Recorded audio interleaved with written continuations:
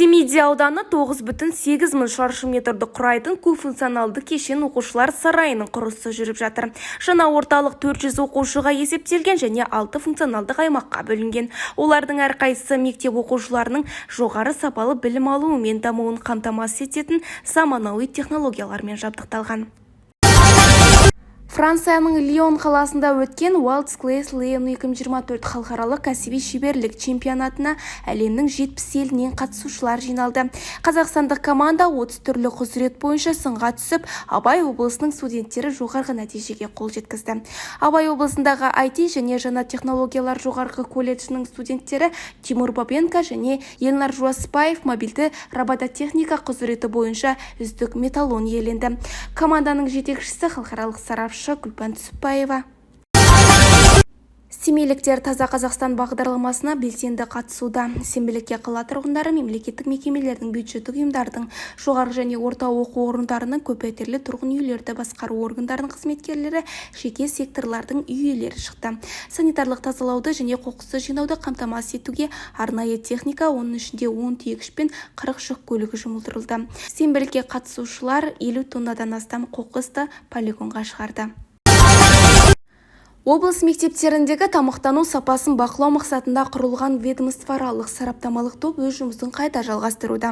Арнайы топ қалалық мәслихат өкілдері, ата-аналар қоғамдастығының мүшелері, білім бөлімі қызметкерлері, санитарлық эпидемиологиялық қызмет мамандары және үкіметтік емес ұйымдардың өкілдерінен құралған. Сараптамалық топтың жұмысына сәйкес дәл бүгінге дейін 15 мектеп тексерістен өткен. Тексеріс мектеп асханаларының бекітілген мәзіріне сәйкес тамақтануына, азық-түлік пен дайын өнімдердің мақсаты түрде пайдалануына, олардың сапасына байланысты жүргізілуде.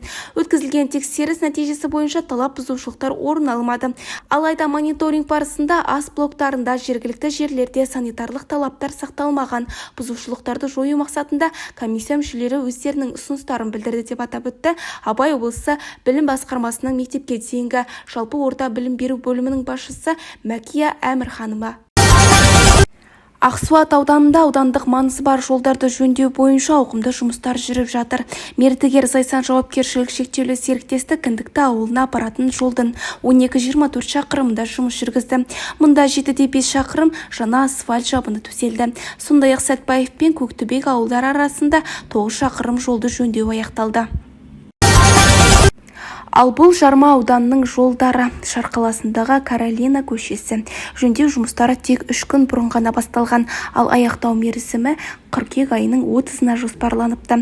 Үлгермейтіні сөзсіз, төселіп жатқан материалдардан үлгі алынған техникалық бақылаушы сол сәтте учаске басында болмапты. Ал екіншісі Шар Әуезов жолы, тапсырысты орындаушы Семей жолдары жауапкершілігі шектеулі серіктестігі. Бір айдан бері жұмыс тоқтап тұр. Өткен санамалар бойынша бұл жол мүлде талапқа сай келмейді. Жаңалықтар легі осындай. Сіздермен бірге болған Сымбат Қайратқызы. Семей Таңы YouTube арнасына тіркеліп, маңызды жаңалықтардан хабардар болыңыздар.